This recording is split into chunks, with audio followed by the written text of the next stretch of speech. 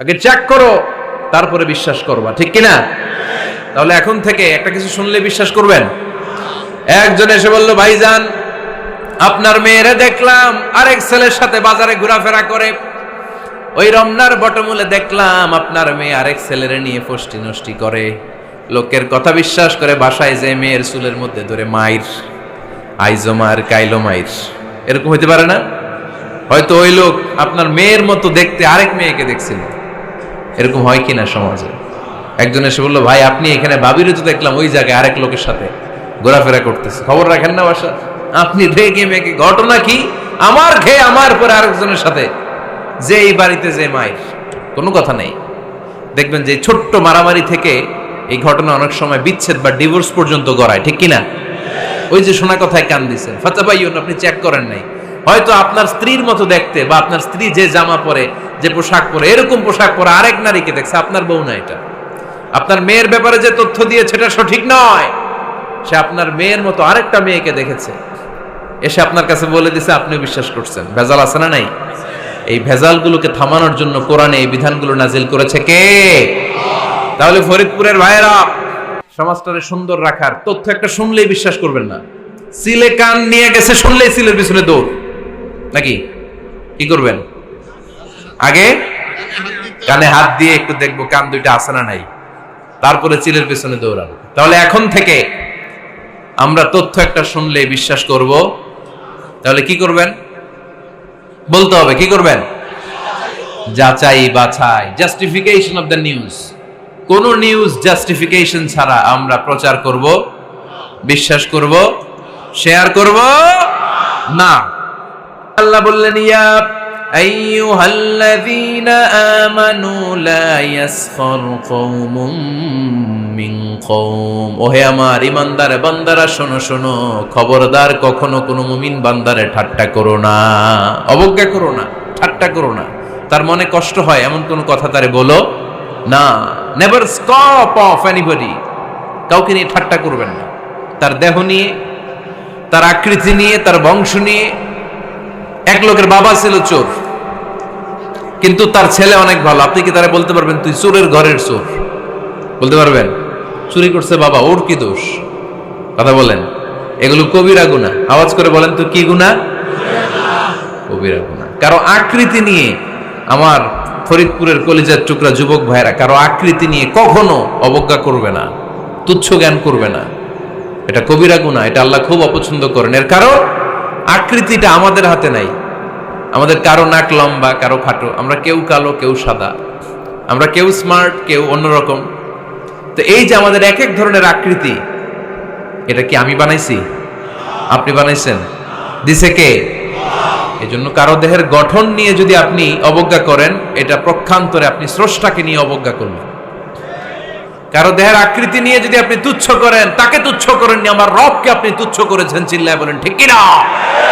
খবরদার, তুই কালু, তুই লম্বু, তুই মোটু, তুই কানা, তুই রোহিঙ্গা, আছে না নাই? ইদানিং ইদানিং এটা খুব চলে।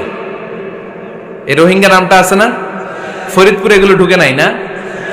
আমাদের ওইদিকে দেখি কি অবস্থা, কারোর সাথে কেউ লাগলে তুই রোহিঙ্গা। কি আশ্চর্য, এই গালি কবে আসলো? হ্যাঁ, অনেক ধরনের গালি। ঢাকায় আর একটা চলে, ফইন্নির ভূত। কি বলে? এই এগুলো আগে শুনি নাই আমরা, রিসেন্ট এগুলো বলা শুরু করছে। ফইন্নির ভূত, রোহিঙ্গা না। এগুলো বলে আপনি কাউকে অবজ্ঞা করতে পারবেন? পারবেন না। খবরদার, এটা কবিরা গুনাহ, এটা ছোট গুনাহ মনে করবেন না। কারণ আকৃতি নিয়ে তুচ্ছ করা যায় না, কারণ আকৃতি দান করেছে কে? হুয়াল্লাযী ইউসাউইরুকুম ফিল আরহামি কাইফা ইয়াশা, লা ইলাহা ইল্লা হুয়াল আজিজুল হাকীম। তিনি এমন সত্তা যিনি তোমাদের চেহারার অবয়ব দিয়েছেন, তোমাদের আকৃতি দান করেছেন তখন যখন তোমরা মায়ের পেটের ভেতরে ছোট্ট জোকের মতো ছিলা। মায়ের পেটের ভেতরে আমরা যখন সবাই এত ছোট্ট, তখনই আমাদের চেহারার আকৃতি দিয়েছে কে?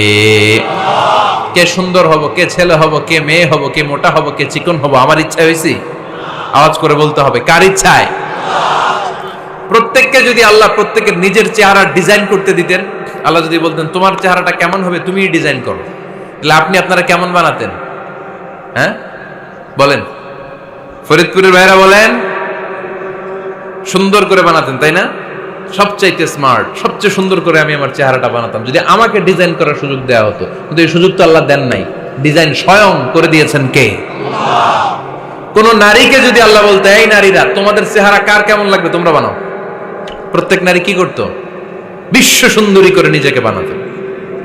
খুব ধরার মতো কোনো জায়গা সে নিজের জন্য রাখতো না, ঠিক কিনা? কিন্তু এটা আল্লাহ দেন নাই। এই আকৃতিটা আমাদেরকে সরাসরি দান করেছেন কে? খবরদার, আমাদের অনেকে বিকলাঙ্গ, আমাদের অনেকের হাত ছোট, পা বড়, দেখতে মোটা, কেউ চিকন কেউ কালো। খবরদার, কারো আকৃতি নিয়ে কখনো কোনো অবজ্ঞার সুরে, ঠাট্টার সুরে কোনো কথা আমরা বলবো না। রাজি আছেন? সবাই রাজি আছেন? আল্লাহ রাসূল সাল্লাল্লাহু আলাইহি ওয়াসাল্লামের এক সাহাবী ছিল, নাম ইবনে মাসউদ রাদিয়াল্লাহু তাআলা আনহু। ওনার পায়ের নলা ছিল খুব চিকন, অস্বাভাবিক চিকন, স্বাভাবিক না। তো উনিও এটা ঢেকে রাখতেন, দেখাতেন না কাউকে। একদিন উনি খেজুর পাড়ার জন্য খেজুর গাছে উঠলেন। খেজুর গাছে ওঠার পরে নিচ থেকে সাহাবারা পায়ের চিকন নলা দেখে ফেলছে। দেখে সবাই হাসি, সবাই হেসে কুটি কুটি। বিশ্বনবী বললেন, হেসো না, খবরদার, আমার ইবনে মাসুদের পায়ের চিকন নলা দেখে হেসো না। আমার ইবনে মাসুদের এই পায়ের চিকন নলা যদি মিজানের পাল্লায় উঠিয়ে দেয়া হয়, কিয়ামতের দিন উহুদ পাহাড়ের চেয়েও ভারী হয়ে যাবে।